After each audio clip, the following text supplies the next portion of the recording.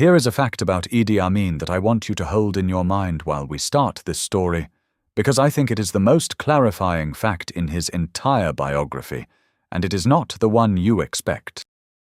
In February of 1977, Amin invited the Archbishop of Uganda, a man named Janani Luvum, a gentle, educated, widely beloved Anglican clergyman, to a public gathering at a government compound outside Kampala.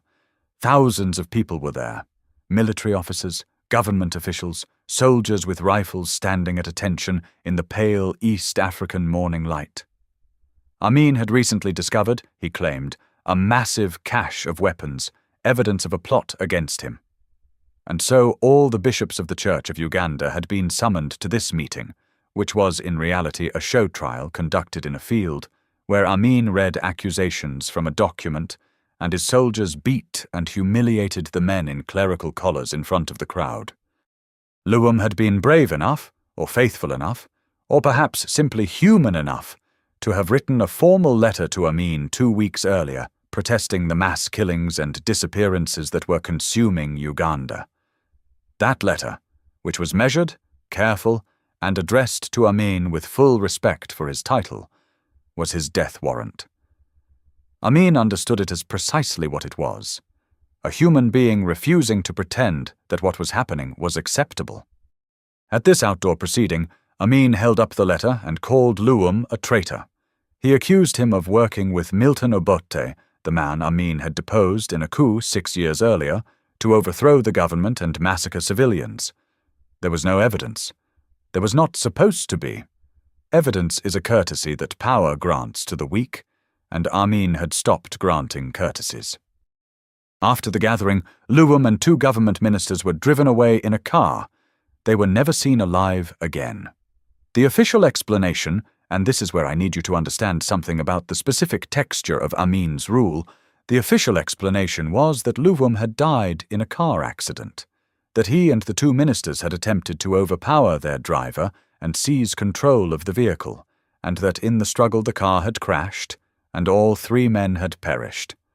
This story was presented with a straight face in official communications to the international press. The autopsy, which a Ugandan doctor was forced to perform under conditions that made any honest conclusion impossible, showed bullet wounds. Not crash injuries, bullet wounds. Amin's government corrected none of this. They insisted on the car accident. They refused to release the bodies for proper burial for days. They sent the Archbishop's widow official condolences about the tragic traffic accident that had claimed her husband's life. And here is the thing that I want you to sit with, because this is not a detail. This is the entire story in miniature. When Idi Amin was told that the world did not believe the car accident, when diplomats and journalists made clear that no one was fooled, his response was not embarrassment, not defensiveness, not even the calculated cynicism of someone maintaining a necessary fiction. His response was something closer to irritation. Not at being caught, at being questioned, at the presumption that the story needed to hold together at all. That is not the behavior of a man who is lying and knows it. That is the behavior of a man who has so completely internalized his own absolute authority that the distinction between what is true and what he declares to be true has genuinely collapsed. Luvum died in a car accident because Idi Amin said Luvum died in a car accident, and Idi Amin's word was, by definition, the truth of Uganda. This is what we are going to spend the next 2 hours examining. Not the violence. The violence was real and staggering, and we will not look away from it. But the deeper question underneath the violence, which is this: how does a man arrive at that place? How does a human being, born ordinary into an ordinary world, become something that operates by rules so entirely different from the rules that govern the rest of us, that communication across that gap becomes almost impossible? And more urgently, what were the conditions, historical, political, psychological, colonial, that made Idi Amin not just possible, but in some terrible sense predictable? Because that is the part that the caricature obscures. Amin is easy to dismiss as a monster, as an aberration, as a kind of grotesque accident of history. The examined portrait reveals something far more disturbing than that. It reveals a man who was, in many specific ways, the product of the systems that shaped him. Colonial systems, post-colonial systems, Cold War systems, and whose rise was not just permitted, but actively facilitated by people who should have known better, including the British government, including Israeli intelligence, including the entire international community that watched the early warning signs and decided for reasons of strategic interest to look away. Understanding Idi Amin is not about understanding a monster. It is about understanding the machinery that makes monsters and the specific ways that machinery was running in full operation in the heart of East Africa between 1971 and 1979. It is about understanding what happens to a man when the British Empire gives him a gun and a uniform, and none of the education or institutional accountability that might have tempered what the gun and the uniform unlocked in him. It is about understanding how the specific psychologies produced by colonialism, both in the colonized and, critically, in those who came after and inherited the architecture of colonial power without dismantling it, combine to create violence on a scale that still resists full accounting. It is also about something more personal and in some ways more difficult. It is about what this story asks of us, philosophically.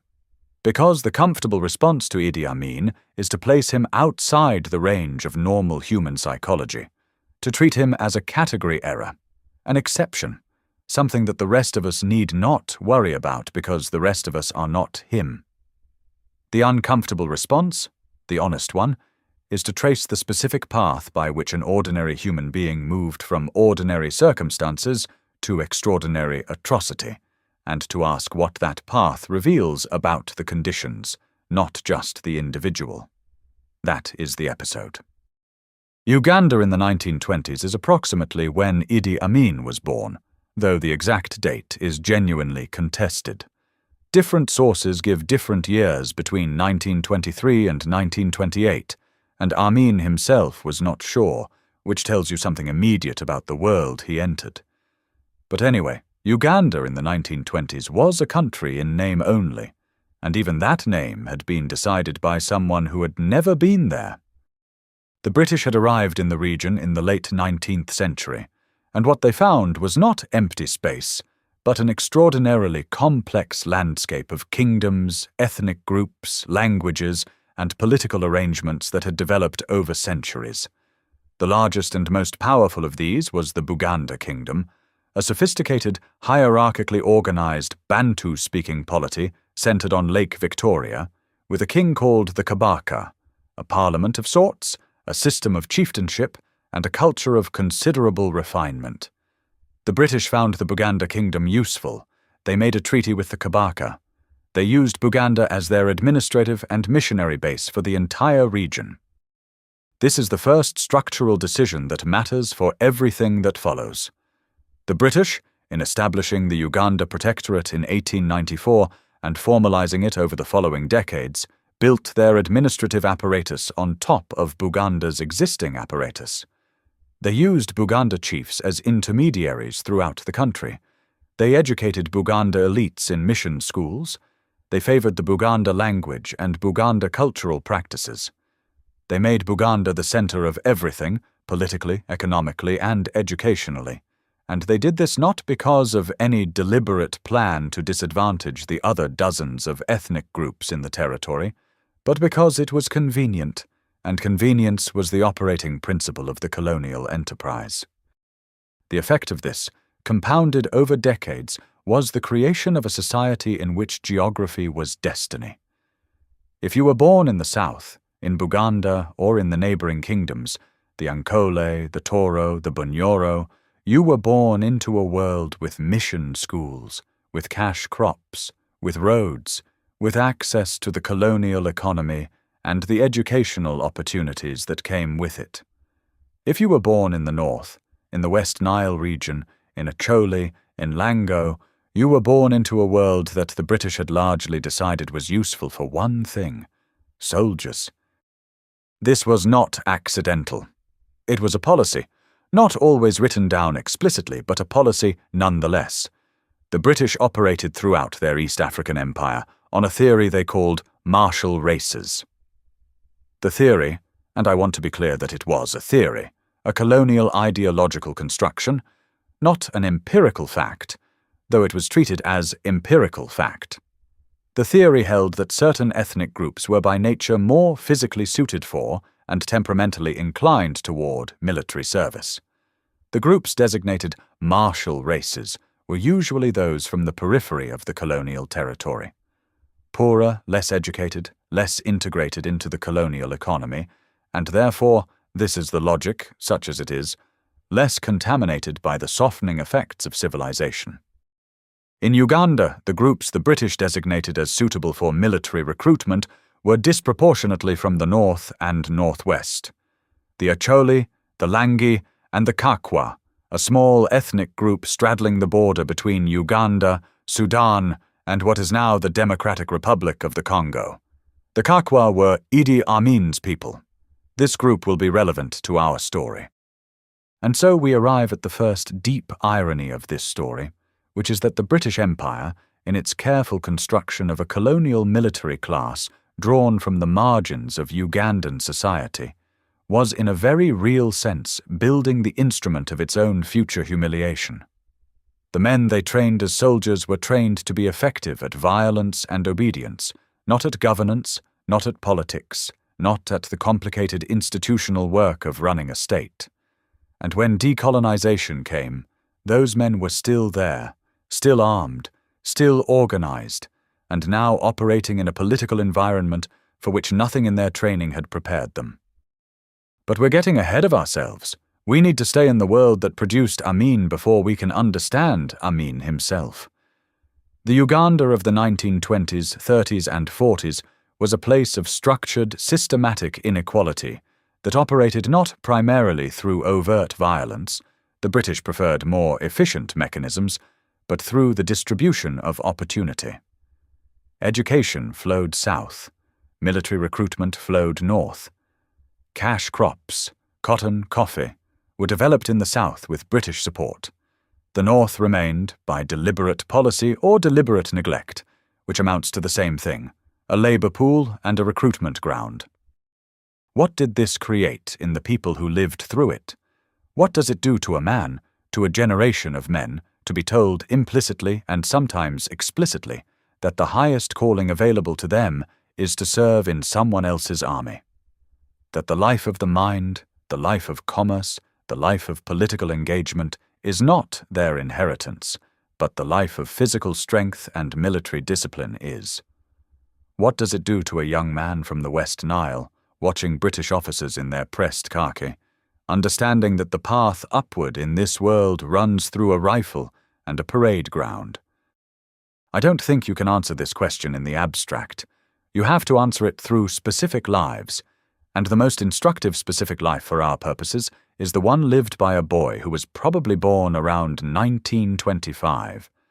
In a small village called Koboko in what is now northwestern Uganda, to a Kakwa father named Amin Dada and a Lugbara mother named Aisha, a woman who, in the version of the story that matters most for understanding her son, was a traditional healer who made her living and her life moving between the various communities of the West Nile region. Always slightly outside and always dependent on her own resilience and the particular authority that came from her knowledge of the spirit world and the body's remedies. The father left. Idi Amin was raised by his mother. That is not a unique story in the Uganda of that period. Migration, labor demands, the disruptions of colonial life produced enormous numbers of households headed by women, enormous numbers of children who grew up knowing their fathers by reputation rather than by presence. But it is not an irrelevant fact either, as we will see. His mother, Aisha, was in some accounts a remarkable woman. She was literate, which was unusual. She was independent, which was necessary. She moved her son across the region as her work moved her, to various military camps, at various points, where she provided her traditional medical services. And so Amin grew up in and around the British colonial military. He watched soldiers. He learned the rhythms of barracks life. He understood from very early that the uniform was a kind of power, a kind of respect, that was available to him in a way that other kinds of power were not. He received almost no formal education. Different sources give different accounts of how much schooling he actually completed. Some say 4 years of primary school, some say less. What is agreed is that when he enlisted in the King's African Rifles in 1946, at approximately 20 years old, he was functionally semi-literate. He could read and write at a rudimentary level, in Swahili more than in English.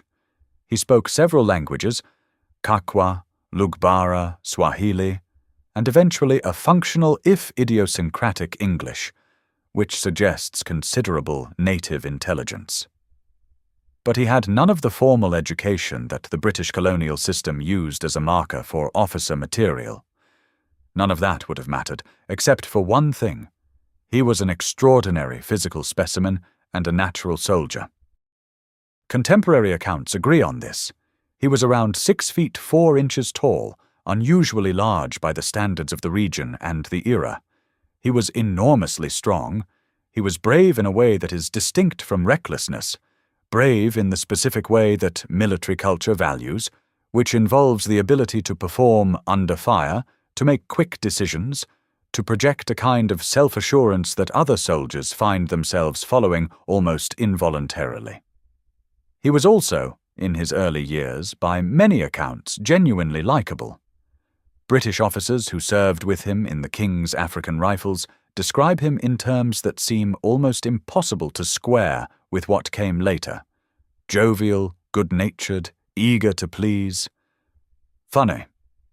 He had a quality that people noticed, a presence that could fill a room and make people feel, for reasons they couldn't always articulate, that they were in the company of someone significant. He was also Uganda's light heavyweight boxing champion for 9 consecutive years. He loved to swim. He drove motorcycles and Land Rovers with aggressive enthusiasm. He played the accordion. He was, in the specific mold of the British colonial soldier, a physical being in full, strong, competitive, gregarious, comfortable in his body in a way that commanded an instinctive respect. The British noticed. Of course they noticed. Here was exactly the kind of man their theory of martial races had predicted. A northerner, a Kakwa, physically impressive, instinctively military, loyal and effective in the field. He rose through the ranks with unusual speed. By the time Uganda was moving toward independence in the early 1960s, Amin was one of only 2 African soldiers in the entire King's African Rifles to hold a commissioned officer's rank, specifically the rank of Effendi, a grade just below the full commission that the British maintained, largely for racial reasons, as the upper limit of African advancement. That ceiling was real, and Amin was pressing against it, and that too is a fact worth holding. But the world was changing. It was changing all around East Africa, with the speed and force that decolonization always brought, not gradual, not managed, but convulsive, as the structure of an entire civilization, the colonial one, lost its organizing logic practically overnight. The British withdrawal from their African empire happened over roughly a decade, and it was, for all the individual moments of ceremony and flag-raising, a profoundly disorganized affair. Institutions that had been built to serve colonial purposes were handed over to independent governments that were expected to repurpose them for democratic national ones, with almost no period of transition and almost no structural change. The army was the most acute case. The King's African Rifles became the Uganda Army. The soldiers stayed. The guns stayed. The training stayed. What changed were the officers at the top, and in those first chaotic years of independence, this was destabilizing in ways that the British were happy to pretend they had not foreseen. Uganda became independent on October 9, 1962. The first Prime Minister was Milton Obote from the Langi people of the North, a politician of considerable intelligence and considerable ambition, who had built his career on a political coalition that cut across tribal lines and spoke a language of pan-Ugandan nationalism. Obote understood the army's importance. He understood that the men with guns would determine whether his government survived. And so he cultivated the military, and specifically, he cultivated the officers who had the loyalty of the troops. Chief among those officers was Idi Amin. The relationship between Obote and Amin in the early 1960s is one of the most consequential and most psychologically interesting relationships in Ugandan history, and it is not a simple one. It was not a relationship of equals. Obote was educated, politically sophisticated, the head of government. Amin was a soldier with limited education and no political training. But within its domain, the military, Amin was genuinely important to Obote in ways that went beyond simple military rank. Amin could control troops. He had a presence that inspired loyalty in the specific culture of the Ugandan army. He was, in the political science sense, a power broker within the institution that Obote needed most. And Obote used him. He used him for operations that required not political finesse, but military effectiveness and personal ruthlessness. In 1962, he sent Amin on an operation into northern Kenya to deal with Turkana and Karamojong cattle raiders, an operation that resulted, by multiple accounts, in Amin's troops killing civilians, torturing prisoners, and burying people alive. The British government, still present in an advisory capacity, launched an investigation. They found credible evidence of atrocities. They recommended a court-martial. Obote declined to court-martial Amin. Instead, he wrote a letter to the British describing Amin as an outstanding officer. He would protect his general. And in doing so, he sent a message that would echo through the entire subsequent history of Uganda. That the army's internal culture of violence was not merely tolerated, but actively shielded from accountability by the civilian government that was supposed to oversee it. This was a choice with consequences that Obote could not have fully foreseen, though the argument that he should have foreseen them is strong. You cannot build a political career on a man with no institutional constraints, no educational formation, no accountability, and enormous ambition and physical power, and then be surprised when that man eventually turns the power toward you. But that is getting ahead of ourselves again. The point for this first movement is the world. The world that produced Idi Amin was one shaped by colonial policies that deliberately stunted the political and educational development of the peoples from which he came, while training them in military violence and making them dependent on that violence for their social advancement. It was a world that rewarded the qualities Amin had: physical power, commanding presence, personal courage in the field, while providing no institutional framework to develop or constrain the qualities that those gifts could become in the wrong hands. And it was a world in which the transition from colonialism to independence happened so fast, with so little structural change, that the institutions of the colonial state, the army most acutely, but also the civil service, the judiciary, the economy, were transferred to new governments before those governments had the capacity, the time, or in some cases the will, to reform them into something that could actually sustain a democratic state. The British built the trap. The Ugandan political class stepped into it with varying degrees of awareness of what they were doing, and Idi Amin, who was watching all of this from the barracks, was learning lessons about power that would serve him as well in Kampala as they had served his British commanders in Nairobi. One more thing about this world before we leave it. In the late 1960s, as East Africa's post-colonial governments consolidated themselves, a different kind of power entered the picture: Cold War patronage. The United States, the Soviet Union, Israel, Libya, China, all of them were involved in East Africa. All of them were playing the specific game of supporting friendly governments and undermining unfriendly ones. Uganda was not the center of this game, but it was very much inside it. Israel in particular had developed strong ties with Obote's Uganda. They were training the Ugandan Army's paratrooper units, providing weapons, and in some accounts cultivating specific officers whom they found reliable and useful. One of the officers they found useful in those years was Idi Amin. I want to tell you about a document that I find remarkable. In 1964, a British Army officer named Ian Graham, who had served alongside Amin in the King's African Rifles and who later wrote one of the early accounts of Amin's life, wrote an internal assessment of Amin for British military records. The assessment describes Amin as, and I'm working from the substance of what has been reported of this document, as a superb soldier of the conventional type. Brave, loyal, effective in the field, good with his men. It notes that he is somewhat deficient in literacy and formal education. It recommends him for advancement.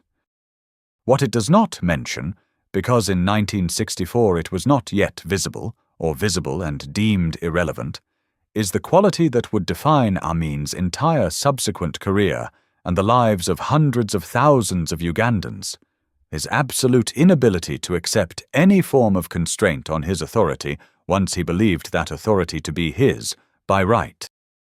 That quality was there in 1964. It was visible in the Kenya operations, where his response to the cattle raider situation was to escalate immediately to maximum violence rather than attempt any containment. It was visible in the specific way he carried himself in the army hierarchy. Not with the deference that his actual rank at that point warranted, but with the bearing of a man who believed, at a level below conscious articulation, that he was operating by a different set of rules than everyone around him. British officers who served with him described this quality with a kind of affectionate exasperation. He was charming, but he was also impossible to discipline in any ordinary sense. Because discipline requires that the person being disciplined accept the authority of the one doing the disciplining. And Amin's acceptance of authority was always conditional, and always contingent on whether the authority in question had demonstrated to his satisfaction that it deserved to be obeyed. This is not, I want to emphasize, a simple pathology. It is a psychology that has roots. Let's trace them. Amin grew up as a child of the margins, literally, geographically, on the margins of Uganda, in a border region that was ethnically mixed, politically ambiguous, and largely ignored by the colonial and then the post-colonial state, except as a recruitment ground. His ethnicity, Kakwa, was small and not particularly politically powerful. His mother's side, Lugbara, was also a northern group without significant political representation. He had no father present to navigate the colonial system on his behalf, no educated uncle who could explain the path upward, no community infrastructure of schools and churches and mission connections that might have given him a different kind of formation. What he had was himself, his size, his strength, his charisma, and very early the army. When you grow up in that condition, when your only available path to significance and safety is through physical dominance, you develop a particular relationship to the world. You learn that the qualities that keep you safe and secure, that earn you the respect you need to survive, are not the qualities that operate in institutions. Patience, deference to credentials, the willingness to absorb insults from superiors as the price of advancement. The qualities that work are immediacy, presence, the ability to project that you are not to be trifled with. You learn, in other words, the psychology of the man who has no institutional protection, who cannot rely on family connections or educational credentials or political relationships or any of the formal mechanisms by which civil society channels and constrains ambition. You learn to be your own institution. In the colonial army, this psychology was genuinely useful. The King's African Rifles needed men who could hold territory, discipline local soldiers, and conduct operations in difficult environments without constant supervision. Amin was phenomenally good at this. He was not good at it despite his psychology. He was good at it because of his psychology. His refusal to be constrained, his total self-confidence, his comfort with violence, These were not bugs in the colonial military context. They were features. And here is where the tragedy deepens into something genuinely structural. The colonial military did not just use these qualities. It celebrated them. It promoted the men who had them. It created an explicit culture in which the ability to be ruthlessly effective in the field was the primary criterion for advancement, and in which the kind of reflective moral accounting that might have given a man like Amin some internal counterweight to his worst impulses was actively discouraged. Soldiers are not supposed to ask whether the operation is just. Soldiers are supposed to conduct the operation.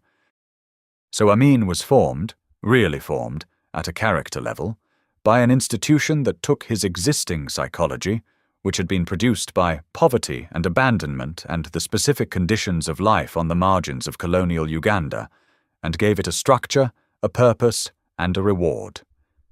He was good at being a soldier. He was praised for being a soldier. He rose because he was a soldier. And the qualities that made him a good soldier were exactly the qualities that would later make him an atrocity. Loyalty to no principle except the loyalty of men in the field to each other, comfort with physical violence, absolute self-confidence, and a refusal to accept constraint.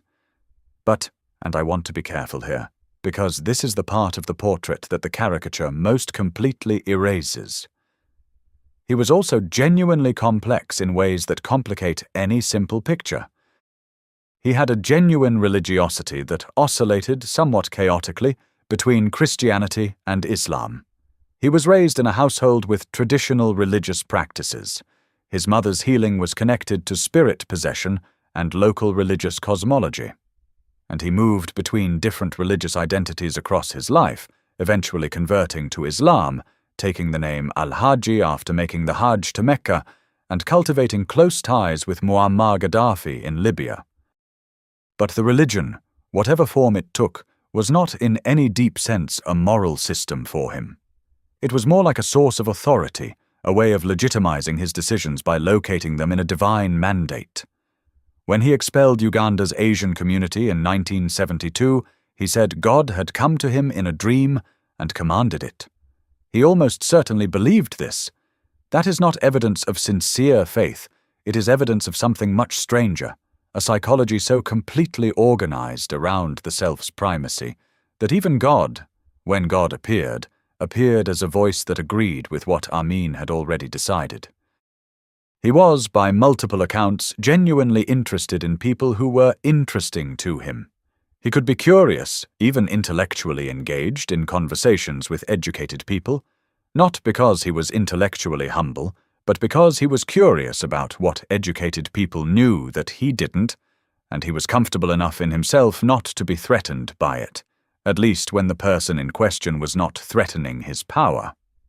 There are accounts of him discussing history, international politics, military strategy, not with sophistication exactly, but with genuine engagement, a quality of presence that made people feel the conversation was real.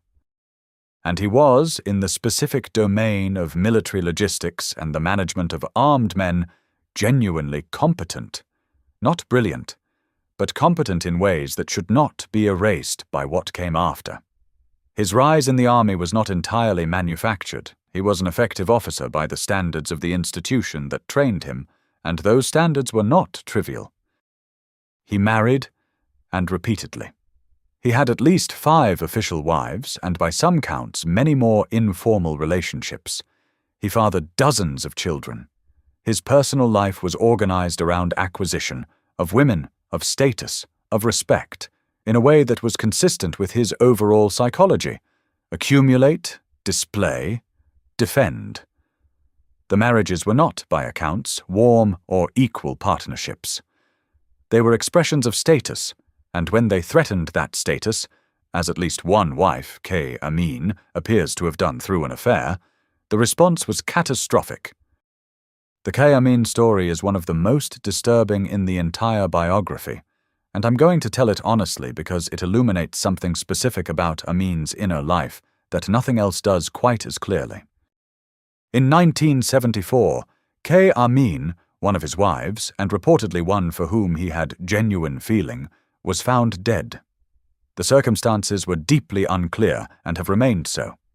Some accounts say she died from a botched illegal abortion. Others say she was murdered, possibly on Amin's orders, possibly for an alleged affair.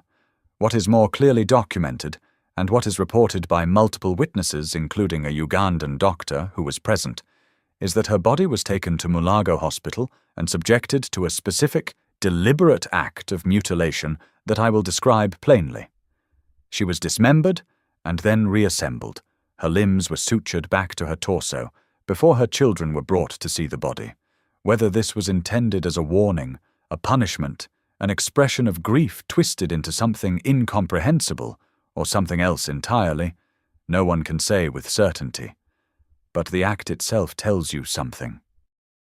It tells you that in the space of the private, the intimate, the place where a person's psychology is most nakedly visible, Amin's relationship to the human body, to human dignity, to the line between a person and an object, was organized by entirely different principles than the ones that govern ordinary human relationships.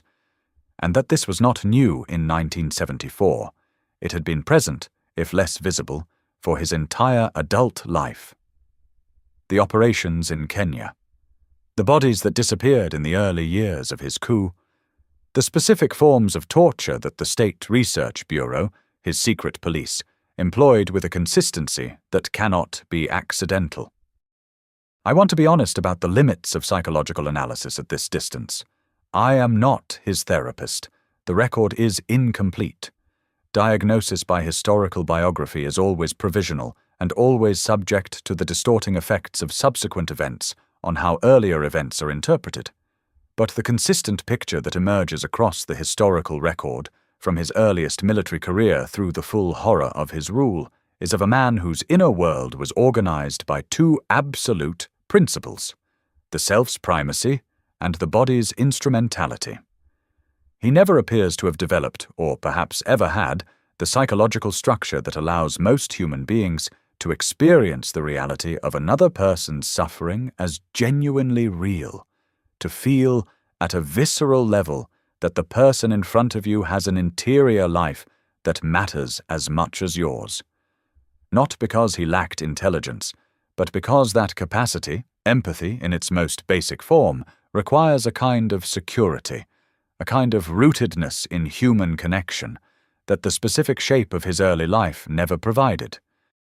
Or, and this is the harder possibility, because the institution that formed him, the colonial military, specifically trained that capacity out of him, because it was not useful, because it interfered with the conduct of operations, because soldiers who can feel the enemy's suffering too vividly are soldiers who hesitate. Both things can be true simultaneously. The wound can be personal and structural at once.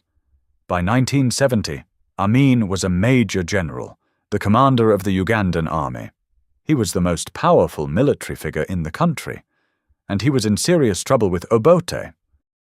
The relationship between Obote and Amin had always been transactional. Obote needed Amin's military loyalty. Amin needed Obote's political protection. But by the late 1960s, the transaction was breaking down.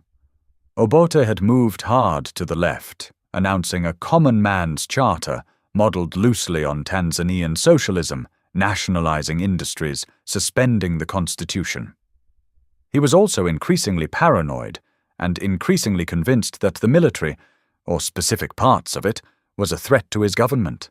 He had particular concerns about Amin. In 1970, a senior Ugandan army officer named Brigadier Pierino Okoya was murdered, along with his wife. Amin was widely believed to have ordered the killing. Okoya had been a rival, and there is circumstantial evidence pointing toward Amin's involvement, though nothing was ever proven. Obote ordered an investigation. The investigation was moving toward Amin.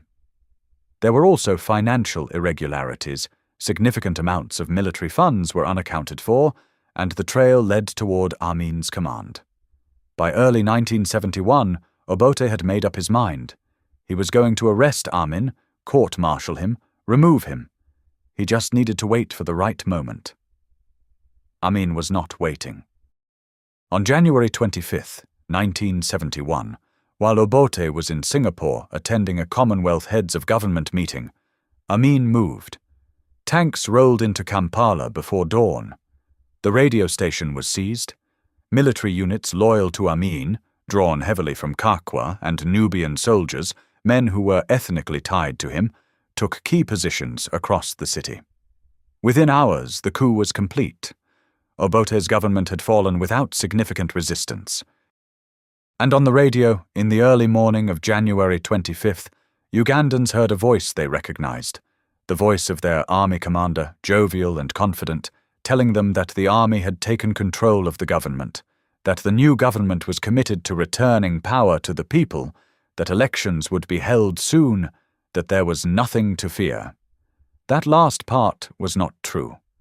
But in the moment, many people wanted to believe it.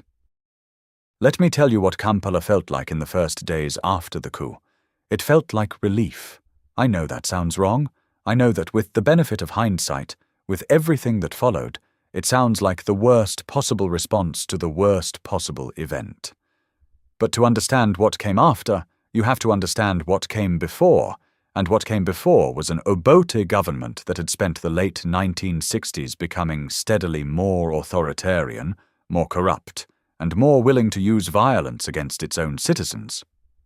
The 1966 constitutional crisis, in which Obote suspended the constitution and ordered the army to attack the Kabaka's palace in Uganda, killing dozens and sending the Kabaka into exile, where he died 2 years later, had destroyed a great deal of whatever democratic legitimacy Obote's government had retained.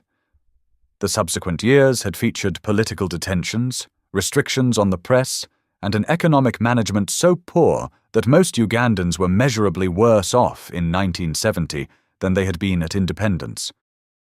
When the coup happened, the Buganda community, which had never forgiven Obote for the palace attack, largely celebrated. Business communities celebrated. The international community, with a few exceptions, either said nothing or offered quiet approval. The British government, whose relationship with Obote had become strained, recognized the new government within days. Israel, whose military and intelligence ties to Amin were long-standing, offered support. The United States, which had grown tired of Obote's socialism and his tilt towards the Soviets, was broadly approving. Amin gave all the right early signals. He flew Obote's detained political opponents out of prison on his personal plane and released them publicly. He announced free elections. He held a series of press conferences in which he was charming, modest, funny, in which he seemed genuinely less threatening than the man he had replaced. Foreign journalists who came to Uganda in those early months describe being disarmed by him. He was not what they expected. He laughed, he told stories, he seemed, and I want to emphasize the word seemed, to understand that a transition to democratic government was what Uganda needed. The election never came. What came instead unfolded in stages, each stage a little harder to process than the last, each one building on the logic of the previous, until the cumulative weight of what had happened was visible only in retrospect. The way that certain kinds of horror are only comprehensible once you are far enough away from them to see the whole shape at once. The first stage was the ethnic cleansing of the military. Amin's coup had been conducted primarily by soldiers from the northwest, Kakwa, Nubian, and related groups. The Ugandan army also contained large numbers of Acholi and Langi soldiers, men from Obote's ethnic groups, men who had been loyal to the previous government, men who were, from Amin's perspective, a potential internal threat. Within weeks of the coup, these soldiers began disappearing. They were called to meetings and did not return. They were ordered to assembly points and were never seen again. The bodies, in some cases, washed up in rivers. In other cases, they never turned up at all. Subsequent investigations, conducted by the International Commission of Jurists and other bodies in the years following Amin's eventual fall, estimated that in the first year after the coup, somewhere between 5,000 and 10,000 Acholi and Langi soldiers were killed. This happened inside military barracks, It happened in forests outside Kampala. It happened in the detention centers that Amin's new security apparatus was already constructing. And it happened with the organized efficiency that only a functioning military chain of command can provide. The international community noticed, and decided largely that it was not their business. The second stage was the economy, specifically the expulsion of Uganda's Asian community. On August 4, 1972, Amin appeared on Ugandan television and announced that God had come to him in a dream and told him to expel the Asians from Uganda. He gave them 90 days to leave. He called it an economic war, a reclamation of Ugandan economic life from a community he described as exploiters and foreigners, despite the fact that most of Uganda's Asian population had lived in the country for generations, and many were full Ugandan citizens. There were approximately 70,000 Asians in Uganda at the time. The vast majority were of South Asian descent, largely Gujarati, the descendants of labourers brought by the British to build the East African Railway in the late 19th century, who had stayed and built commercial lives. They ran the small and medium businesses, the shops, the factories, the import-export operations, the professional services. They were, in the most literal possible sense, the commercial middle of Ugandan economic life. Amin gave them 90 days, and then he distributed their businesses, their homes, their farms, their property to his soldiers and his political supporters in a process that had no system, no legal framework, and no accountability. Properties were seized by whoever showed up first with a gun and a piece of paper. Businesses were handed to men who had no experience running them. The Asians, meanwhile, fled, mostly to Britain, which had a legal obligation to its passport holders, and eventually took most of them in, though with considerable political ugliness along the way. The economic consequences were immediate and catastrophic. Uganda lost most of its commercial expertise overnight.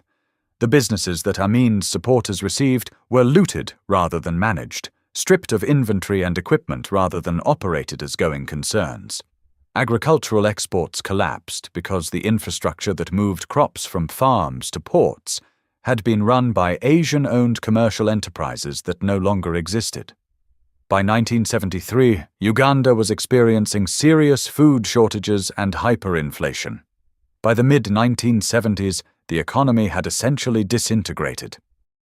Amin was either unaware of this or indifferent to it. The economic devastation of his country appears to have registered on his consciousness only to the extent that it created security problems. As an economy collapses, the population becomes restless, and a restless population is a security problem. His response to security problems was always the same: more violence. This brings us to the third stage, which is the one that I think historians of this period have consistently underweighted in their accounts of how Amin worked.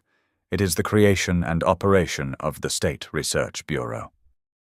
The State Research Bureau was Amin's secret police force. It was established in 1971, expanded significantly after the Asian expulsion, and in full operation by 1973. It was headquartered in a building in the Nakasero neighborhood of Kampala that Ugandans came to regard the way Berliners once regarded Prince Albrechtstrasse, as a physical place that represented the concentrated worst of what their government had become. Detainees were taken there. Some came out, most did not. The Bureau was not simply a tool of targeted political repression, though it was that. It was something structurally different from even the worst secret police forces of comparable regimes, and the difference is important. The Bureau operated, from the available testimony of survivors and subsequent investigations, with an internal culture of competitive violence, one in which agents were encouraged to demonstrate their loyalty to the regime through the specificity and creativity of the brutality they inflicted. This is not sadism in the casual sense of someone enjoying cruelty. It is something more structured, a bureaucracy of atrocity, in which the organizational incentives rewarded violence and punished mercy, in which the normal human impulse toward restraint was actively overcome by institutional pressure. The men who worked in the bureau were not, most of them, born monsters. They were ordinary men who had been placed inside a structure that made monstrousness the rational response to institutional incentives. The total number of people killed during Amin's rule is genuinely contested and genuinely uncertain. Ugandan human rights organizations estimate between 100,000 and 300,000. Some estimates go higher, up to 500,000. The International Commission of Jurists, in its 1977 report, documented patterns of killing that pointed toward figures in the higher range. The uncertainty is itself a product of Amin's system. Record-keeping about deaths was not encouraged. Bodies were dumped in rivers or forests or mass graves, and the terror that prevented witnesses from speaking at the time also prevented systematic documentation. What is not contested is the quality of the killing, its breadth, its apparent randomness, and its systematic targeting of specific groups. The Acholi and Langi were primary targets throughout the regime's existence, but over time the killing spread outward, to the Langi and Acholi of the civilian population, not just the military, to religious leaders, to professionals who were perceived as educated critics of the regime, to business people whose property was desired, to anyone who came to the attention of bureau agents for any reason or no reason, because the bureau agents themselves operated with almost total impunity and had strong institutional incentives to demonstrate activity. The Catholic and Anglican churches in Uganda became increasingly vocal opponents of the regime as the killing deepened. This brought them into Amin's sights, and it brought us to the moment with Archbishop Luwum that I described at the beginning of this episode. Janani Luwum was not a politician. He was a churchman, deeply spiritual, genuinely humble, beloved by the community that had elected him as Archbishop of the Church of Uganda in 1974. He had been watching the killings accumulate with the specific despair of a man of faith who is confronted with evidence that the world does not operate by the principles he has devoted his life to. He was not, by all accounts, a man given to political combat. He was a pastor. But there is a point at which a pastor who stays silent about atrocity becomes complicit in it, and Luwum understood this. In February of 1977, he signed his name to a letter. The letter was careful. It was respectful in tone. It addressed Amin formally and appropriately. It described, with specific examples, the pattern of arbitrary arrests, disappearances, and killings that characterized the regime. It asked for accountability. It asked for an end to the killing. It asked, in the specific language of the Church, for the government to honor the dignity of human life. 2 weeks later, Luwum was summoned to that outdoor gathering, accused of treason and driven away in a car. The car accident story. The bullet wounds. The sutured body returned to his family for burial after days of delay. The day after Luwum's death was confirmed, Amin appeared on national television in full military dress to oversee a rally at which effigies of his enemies were burned. He seemed, by all accounts of those who watched, entirely content. I want to pause here and say something about what this reveals. Not about Amin's individual psychology, which we've already examined at length, but about the political system he had constructed. Because what happened with Luwum was not irrational. It was not the act of a man who had lost his grip on reality. It was, in the terrible logic of the system Amin had built, completely rational. In a state organized around the principle that authority flows from the person of the ruler, and that the ruler's word is definitional truth, any challenge to that principle is an existential threat. Luwum's letter was not a request, no matter how measured and no matter how politely framed. It was a declaration that there was a reality outside Amin's authority, a moral reality, a religious reality that could be invoked to judge the regime's conduct and find it wanting. That is intolerable in a system built on the principle that the ruler's will is the only operative reality. Luwum had to die, not because of what he said specifically, but because of the epistemological position he represented, the position that the ruler can be held accountable to something outside himself. In the international community, The response to Luvum's murder was significant by the standards of 1977 African politics, which is to say it was strongly worded and entirely ineffectual. The United States issued statements. Britain recalled its ambassador briefly. The UN General Assembly expressed concern. None of this changed anything inside Uganda, because none of it was backed by any mechanism of enforcement. The Cold War calculus, Uganda was by then aligned with Libya and loosely with the Soviet orbit, made Western intervention politically complicated. The principle of African sovereignty, which many newly independent African states understandably valued very highly, made criticism from outside the continent fraught, and the practical difficulty of actually doing anything about an armed dictator in a landlocked East African country was genuinely significant. But there is a harder truth here as well. The international community's record with Amin was not one of principled restraint in the face of practical difficulty. It was, from the beginning, a record of principled interest overriding moral concern. Britain recognized the coup because Obote was inconvenient. Israel supported Amin because the military relationship was valuable. The Americans approved because of Cold War positioning.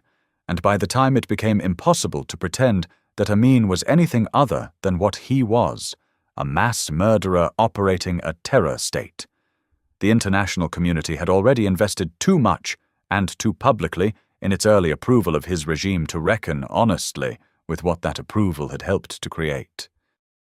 The exception, and this is important, was Julius Nyerere in Tanzania.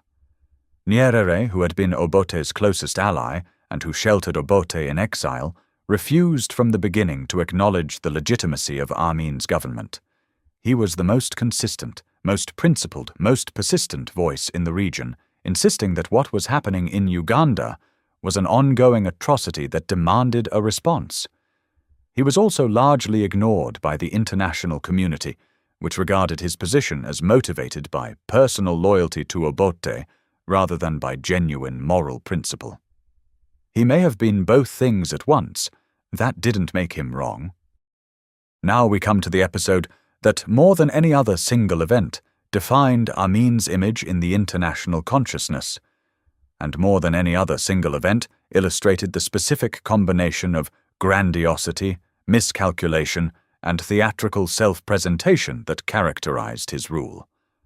On June 27, 1976, Air France Flight 139, a Tel Aviv to Paris flight that had stopped in Athens, was hijacked shortly after takeoff from Athens by 4 people: 2 members of the Popular Front for the Liberation of Palestine, External Operations, and 2 members of the German Revolutionary Cells, a leftist terrorist organization. The plane was diverted first to Benghazi, Libya, and then, after refueling, to Entebbe Airport in Uganda. Amin's relationship with the hijackers, and with the Palestinian cause more generally, was complex and illuminating.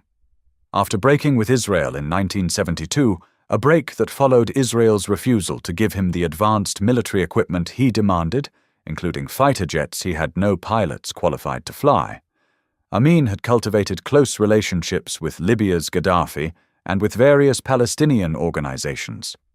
He was anti-Israel with the specific passion of someone who had recently changed sides, the convert's zeal. He wore a portrait of Adolf Hitler in his office for a period, which, combined with his public statements praising Hitler's treatment of the Jews, managed to make him the first African head of state to prompt a formal comparison to Nazi Germany in the mainstream international press. When the hijacked plane landed at Entebbe, Amin met the hijackers personally. He gave them military support. Ugandan soldiers guarded the hostages alongside the hijackers. He made statements on Ugandan radio expressing solidarity with the Palestinian cause. He presented himself in the specific theater of the moment as a key player in a major international crisis, as someone whose approval of the operation demonstrated his importance on the world stage. The hijackers separated the Jewish passengers from the non-Jewish ones and released the non-Jewish passengers. They held 94 Jewish passengers plus the 12 crew members, who refused, with considerable moral courage, to leave while their passengers were held. The demand was the release of 53 Palestinian prisoners held in Israel and other countries. Israel's position was that it did not negotiate with terrorists. Its actual position, because the public position and the operational position diverged significantly, was that it was already planning a rescue. Operation Thunderbolt was one of the most audacious Special Forces missions ever conducted. It was later renamed Operation Jonathan, for its commander Yonatan Netanyahu, who was killed in the operation. During this operation, Israeli commandos flew over 2,500 miles in C-130 transport planes, landed at Entebbe at midnight on July 4, 1976, killed all 7 hijackers and several Ugandan soldiers, freed 102 of the 106 hostages, and were back in the air within 53 minutes of landing. 1 Israeli soldier was killed. Yonatan Netanyahu, the older brother of the man who would later serve as Israel's prime minister. 3 hostages were killed in the firefight. 1 elderly hostage, Dora Bloch, who had been taken to a Ugandan hospital before the raid, was subsequently murdered on Amin's orders in retaliation. One of the most nakedly vindictive acts of a reign defined by vindictive acts. Amin's response to the Entebbe rescue was, predictably, volcanic. He was humiliated. On his own territory, in front of the watching world, his security forces had been defeated in less than an hour by the army of the country he had publicly turned against. He expelled the Israeli ambassador. He made threatening statements. He killed Dora Bloch. But here is what I find most revealing about Entebbe in the context of Amin's psychology. In the days after the operation, as the humiliation sank in, Amin did not recalibrate. He did not ask himself what the operation's success revealed about the real limits of his power and the real capabilities of his security forces. He did not draw conclusions about the gap between his self-presentation as a major regional power, as a force to be reckoned with by Israel and the Western world, and the actual reality of Uganda's military capacity. Instead, he gave several press conferences in which he continued to present the events at Entebbe as, in some sense, consistent with his narrative about himself.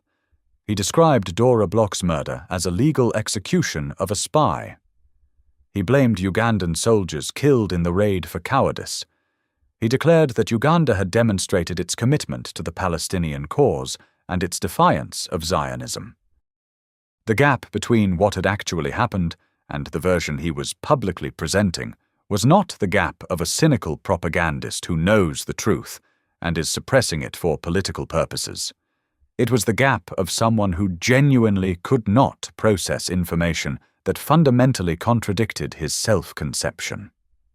When the world offered Amin evidence that he was not what he believed himself to be, his mind did not update. It manufactured an alternative interpretation that preserved the self-conception intact. This is not unique to Amin.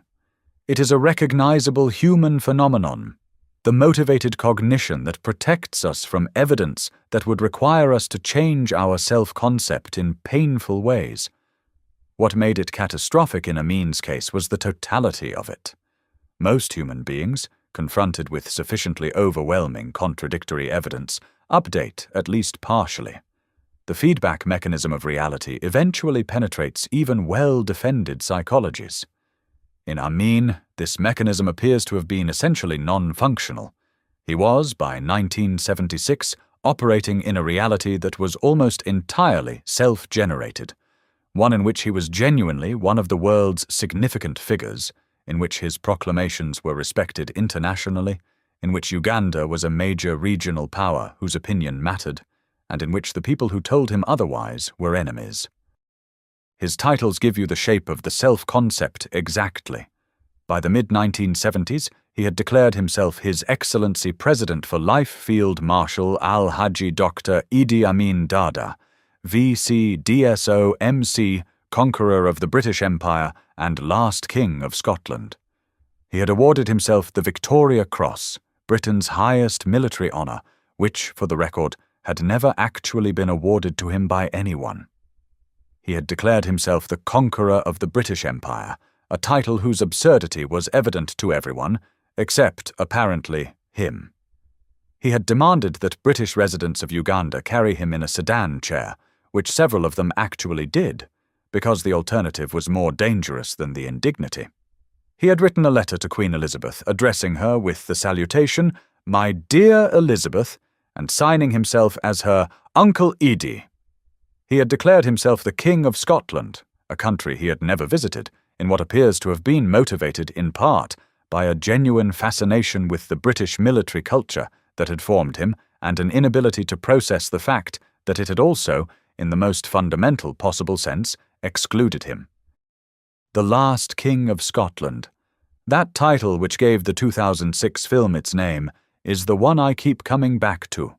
Because what is the last King of Scotland if not the fantasy of a man who was trained by a kingdom he could never join, who was given the tools of its power without ever being given its membership, and who therefore never stopped needing to claim the membership that had been withheld?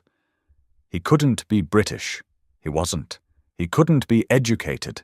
He wasn't. He couldn't be the Kabaka of Buganda or the inheritor of any of the great kingdom traditions of Uganda's south. He was Kakwa, from the periphery, from nowhere that mattered in the hierarchies of either the colonial system or the post-colonial one. So he invented a kingdom and made himself its king. And he did it with such absolute conviction that the absurdity of it, which is visible to us from the outside, was apparently invisible to him from the inside. I want to be honest. I find this genuinely sad, not in a way that mitigates the hundreds of thousands of deaths. Nothing mitigates those, but in a way that insists on the humanity of the man, the specific, wounded, grasping humanity, even in the midst of the worst things he did. By 1978, the regime was visibly failing. The economy was in ruins. The ethnic killing had so thoroughly decimated the professional and military capacity of Uganda that the country could barely function as a state. International isolation was nearly complete. Uganda had been expelled from the Commonwealth. Amin had few allies left beyond Gaddafi's Libya and a handful of other regimes.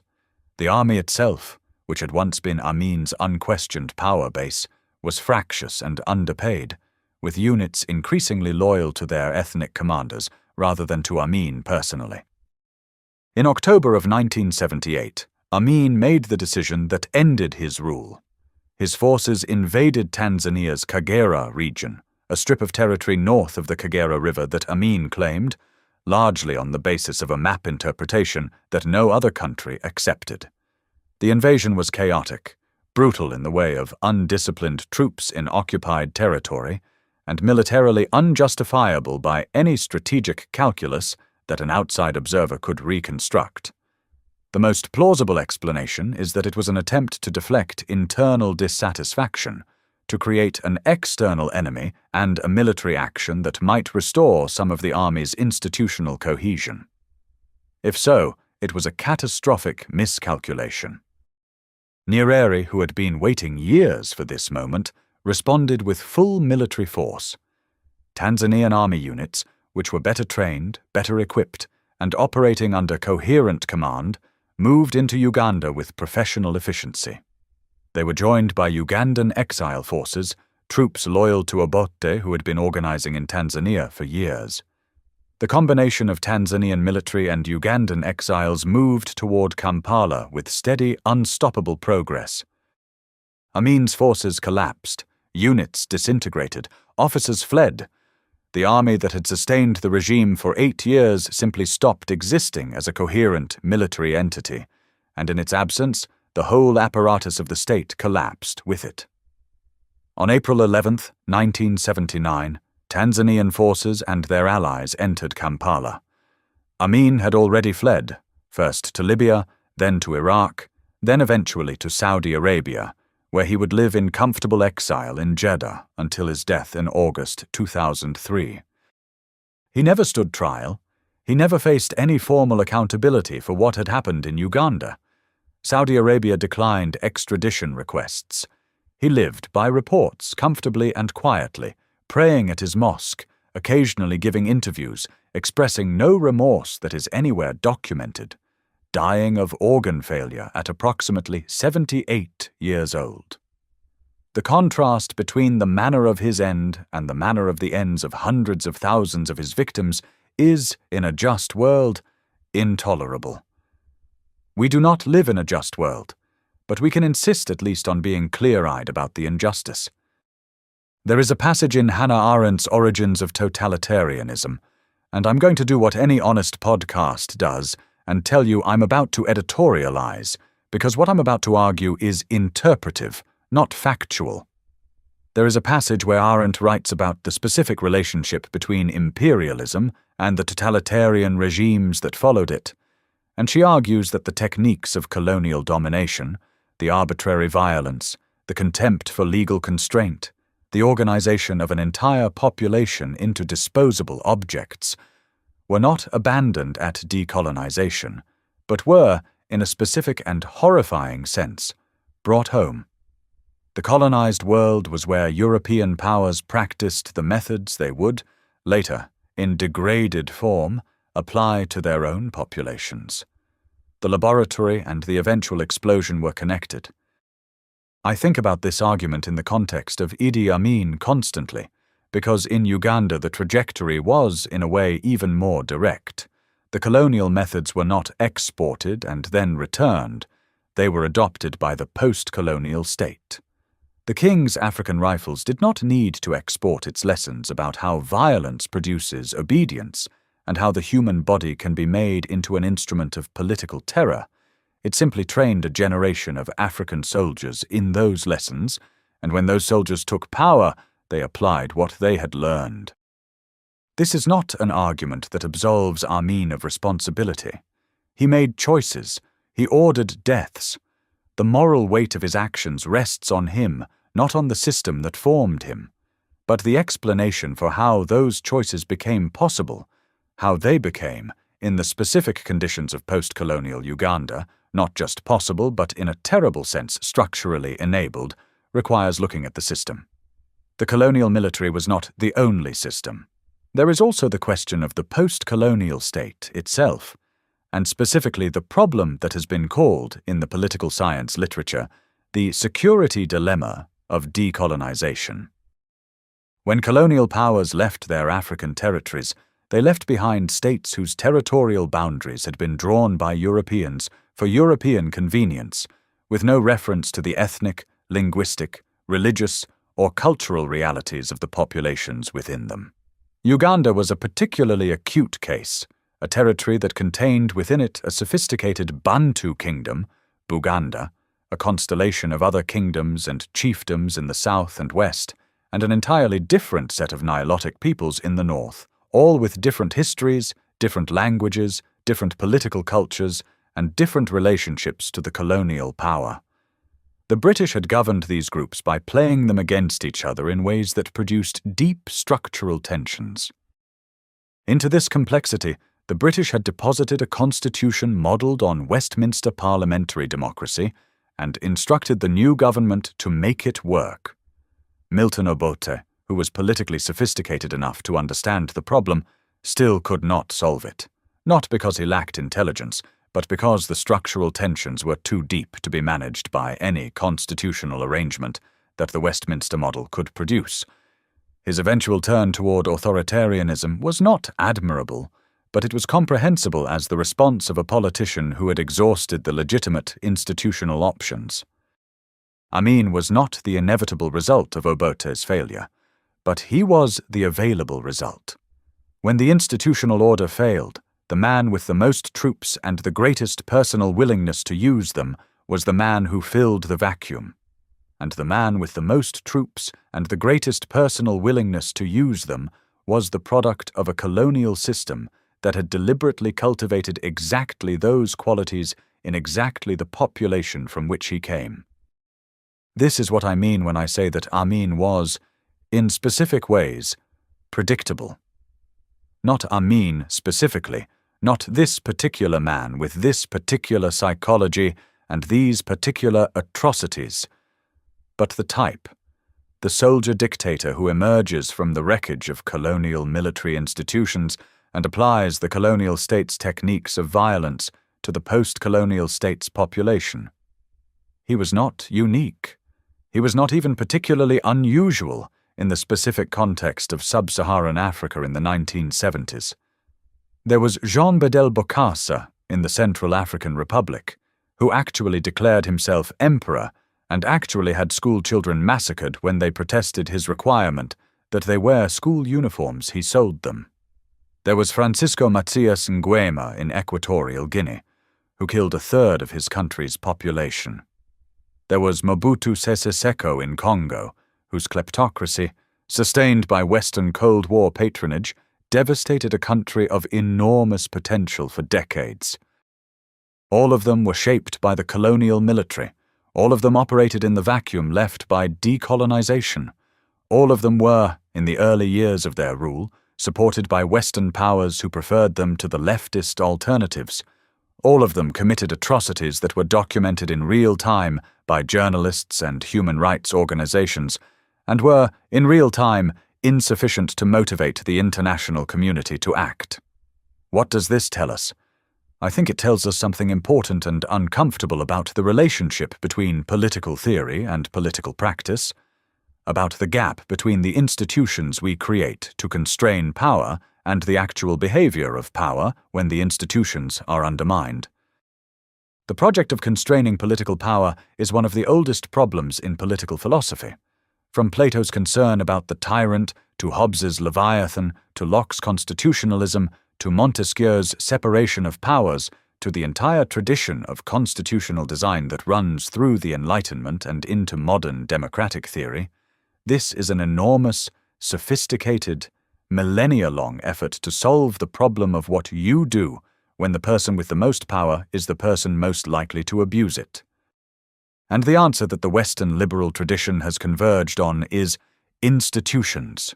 You build institutions, constitutional courts, free presses, independent judiciaries, term limits, civilian oversight of the military, property rights, rule of law, that distribute power and create accountability, so that no single person can accumulate enough authority to do what Idi Amin did. These institutions, imperfect as they are, have a real track record. They do work.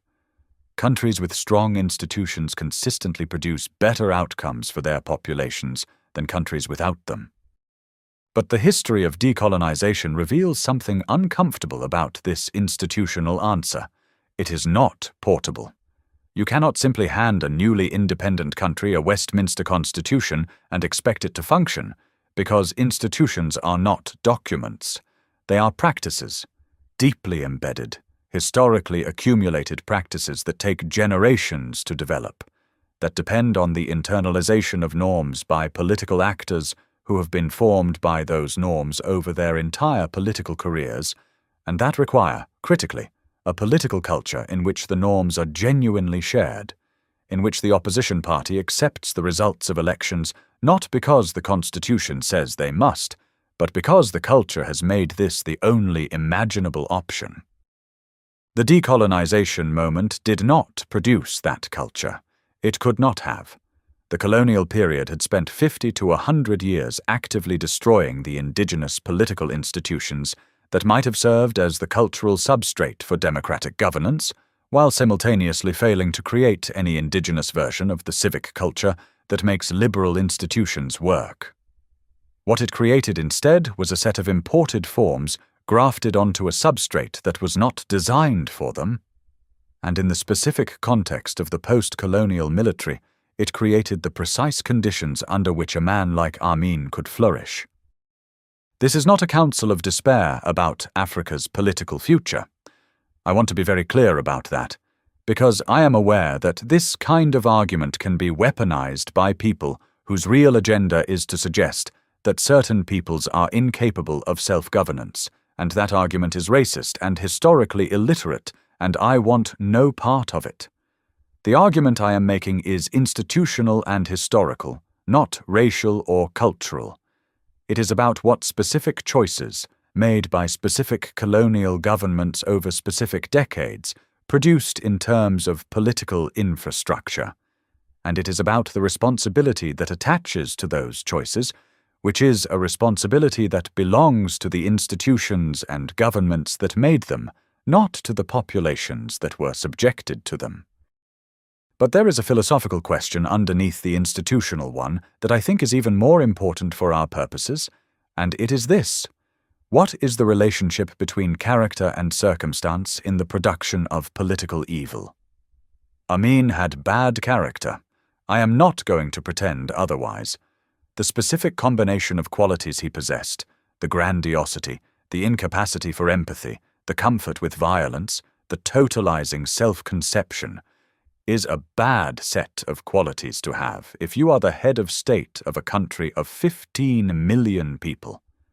His psychology, whatever its origins, produced catastrophic outcomes for everyone around him who had the misfortune of being within his reach. But here is the problem. Bad character is not rare. The specific combination of qualities that Amin had, in clinical terms, what would likely be recognized as a cluster of narcissistic and psychopathic personality features, exists in roughly the same proportion in every human population. Some countries produce Amins, others produce men with the same psychological profile who end up as corporate executives, or corrupt local officials, or domestic abusers, which are bad outcomes, but not genocidal ones.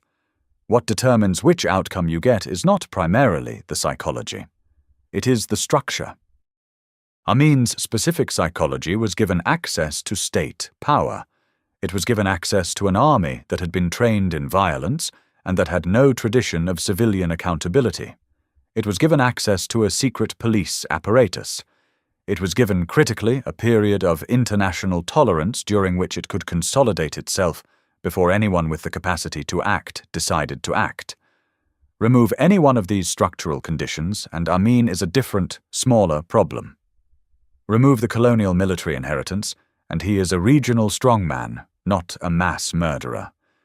Remove the international tolerance in the early years, and his regime is shorter and less entrenched. Remove the specific vacuum of post-colonial institutional weakness, and he may never get to state power at all. The uncomfortable philosophical implication of this is that the question, how do we prevent the next Amin, is not primarily a question about how we identify and constrain individuals with dangerous psychologies, though that matters at the margins. It is a question about how we build and maintain the structural conditions, the institutions, the accountabilities, the international frameworks that prevent people with those psychologies from having access to the levers of mass violence.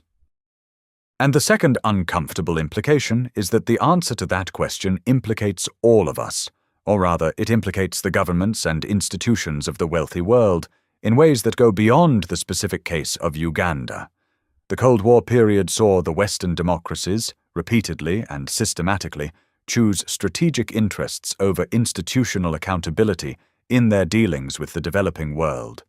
They supported Amin, they supported Mobutu, they supported a dozen other authoritarian governments because those governments were anti-communist, or because they sat on mineral resources, or because they were useful in regional proxy conflicts. And in doing so, they made themselves structurally complicit in the atrocities those governments committed. This is not ancient history. The pattern continues in different forms.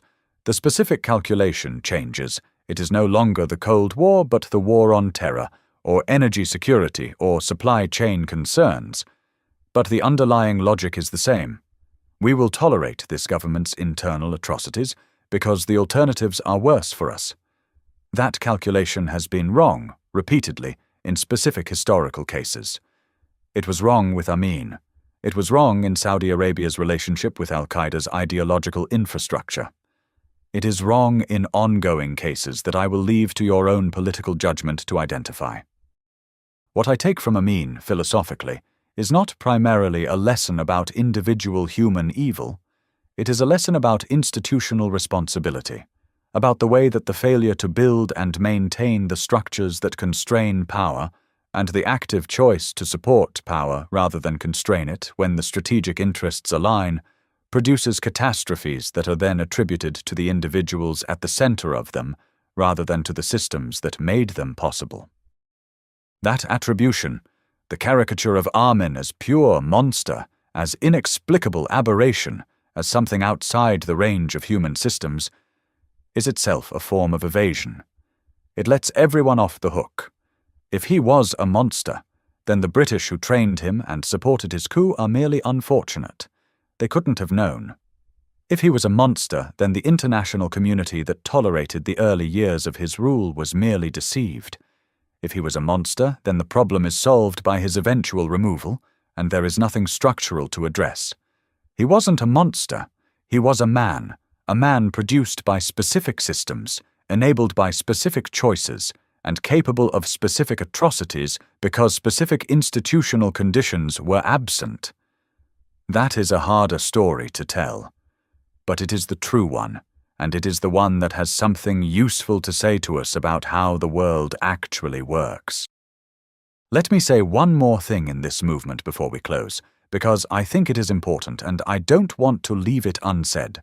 There is a particular kind of intellectual comfort in the historical figure who is entirely consistent, whose evil is there from the beginning, who never displays the qualities of ordinary humanity that make genuine moral accounting difficult. Amin is not that figure. He was charming, sometimes genuinely warm, capable of loyalty within the narrow domain of personal relationships, funny in ways that weren't calculated, and genuinely uncertain, in his early years, about some aspects of how he would govern. There were people in Uganda, in 1971 and 1972, who liked him.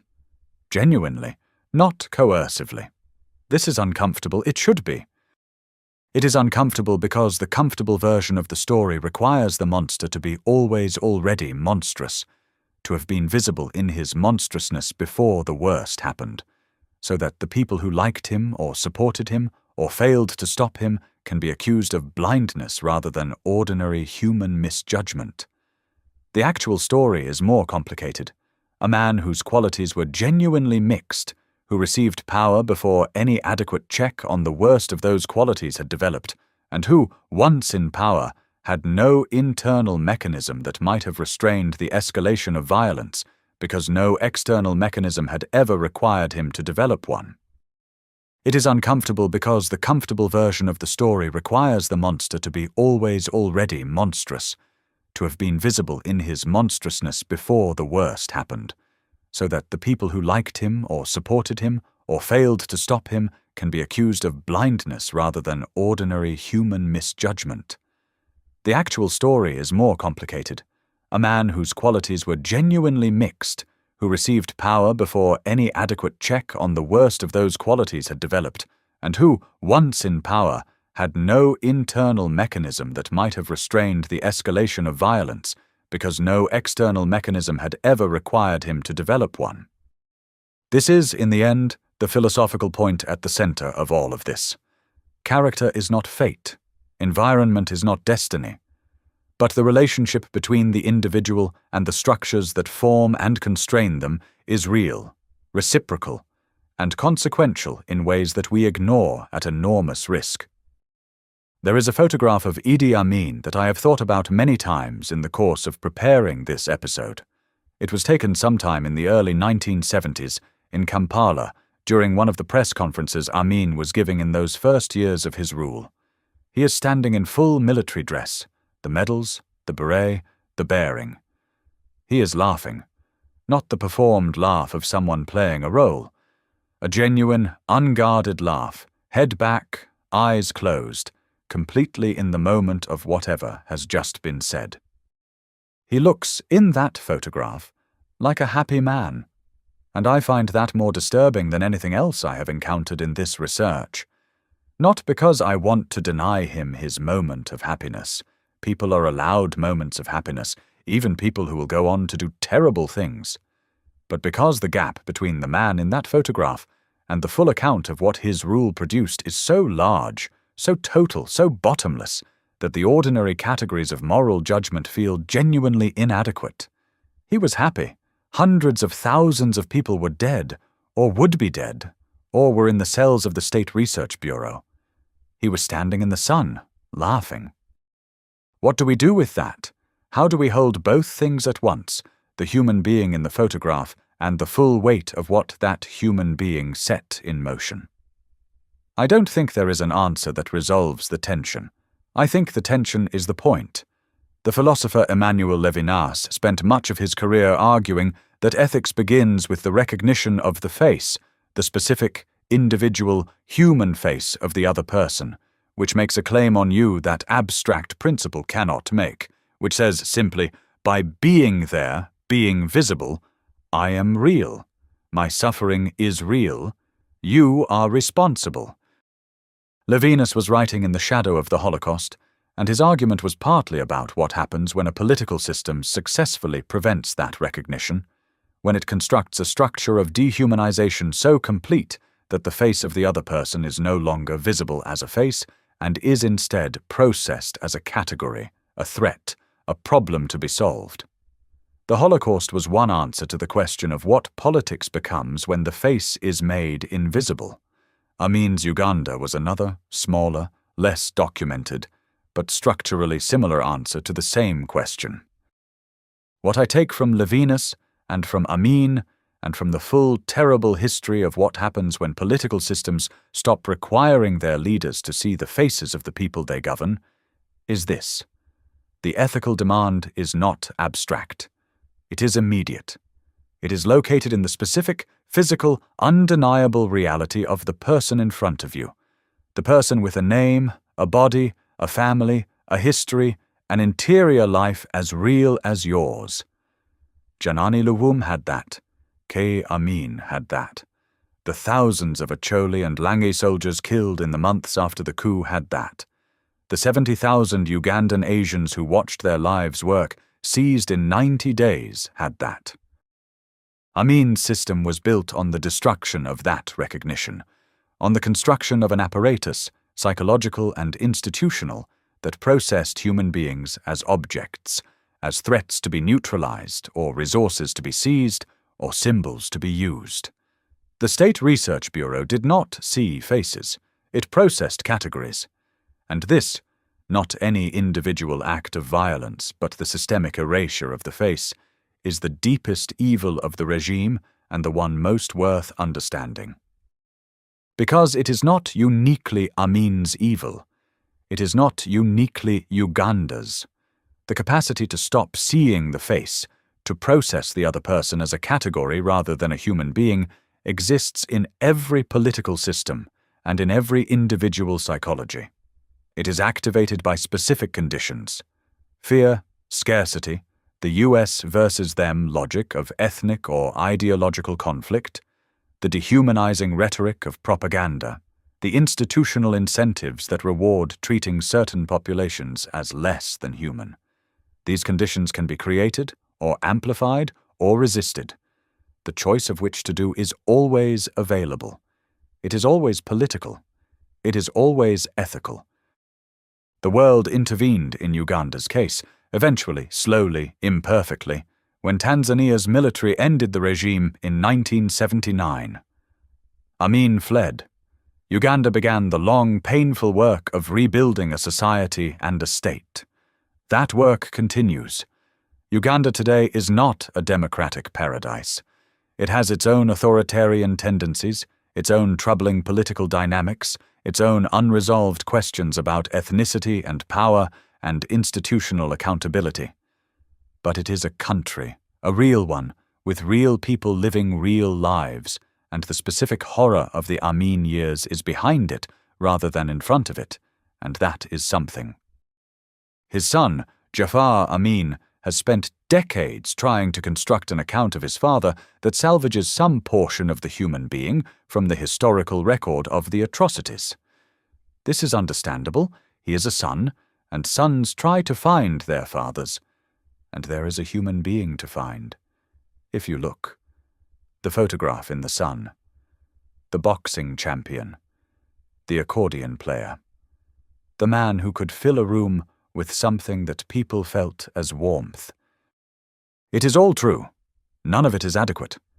Both things are the irreducible reality of what a human life can be, what your life can be, what any life can be, when the structures that might have channeled it towards something other than catastrophe are absent, and when the worst capacities of the self are given every institutional condition they need to flower into their fullest and most terrible expression. That is the story of Idi Amin. That is the story of Uganda between 1971 and 1979. And that is the question about power and accountability and what we owe to the faces in front of us that I think the story leaves with us, if we are willing to carry it.